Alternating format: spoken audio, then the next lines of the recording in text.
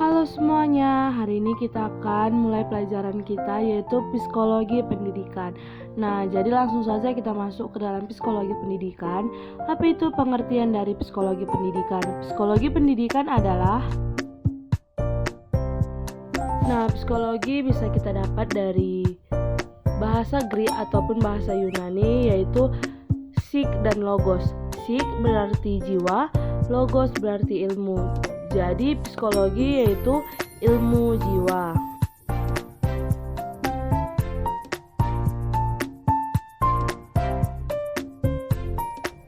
Dapat disimpulkan bahwa psikologi adalah ilmu pengetahuan yang menyelidiki, yang membahas tingkah laku terbuka dan tertutup pada manusia, baik selaku individu maupun kelompok, dalam hubungannya dengan lingkungannya.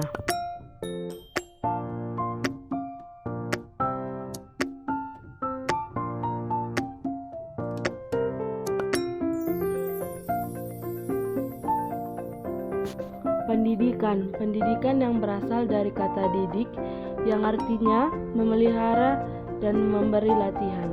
Jadi dapat kita simpulkan pendidikan yaitu proses pengubahan sikap dan tata laku seseorang atau kelompok orang dalam mendewasakan manusia melalui upaya pengajaran dan pelatihan.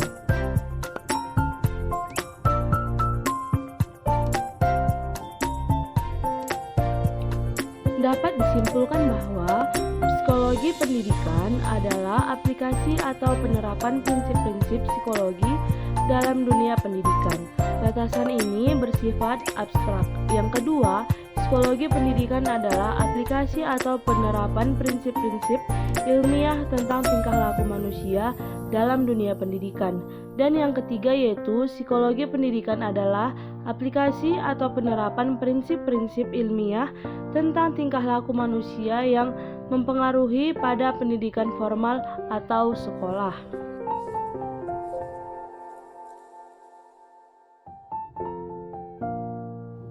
Arti penting psikologi pendidikan terbagi 3, yaitu yang pertama, psikologi pendidikan adalah pengetahuan pendidikan yang didasarkan atas hasil-hasil temuan riset psikologi.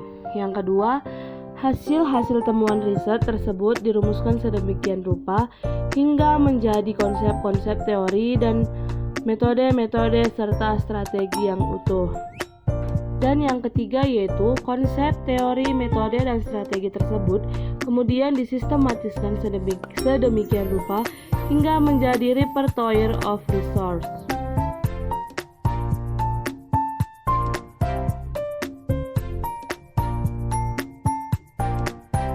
Sejarah psikologi pendidikan.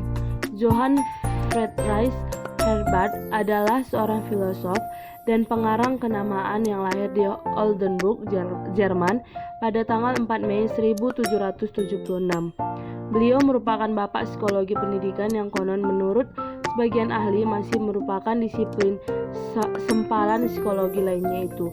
Aliran pemikiran Herbart menurut Reber tahun 1988 adalah pendahulu pemikiran psikoanalisis Freud dan berpengaruh besar terhadap pemikiran psikologi eksperimental Wood. Ia juga dianggap sebagai pencetus gagasan-gagasan pendidikan gaya baru yang pengaruhnya masih terasa hingga sekarang.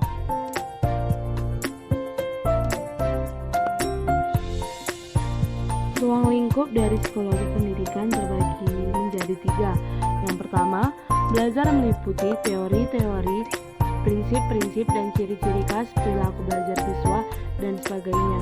Yang kedua, proses belajar, yakni tahapan, perbuatan, dan peristiwa yang terjadi dalam kegiatan belajar siswa.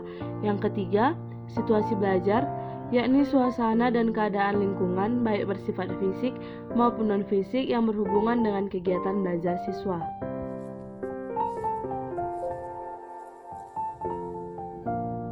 Fungsi psikologi pendidikan yaitu meningkatkan efektivitas mengajar, yang kedua tercapainya kesehatan jasmani, rohani, dan emosional, yang ketiga mengusahakan agar belajar lebih bertujuan, dan yang keempat yaitu memperbaiki efektivitas mengajar.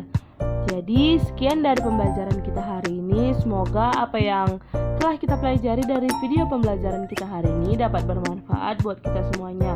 Terima kasih.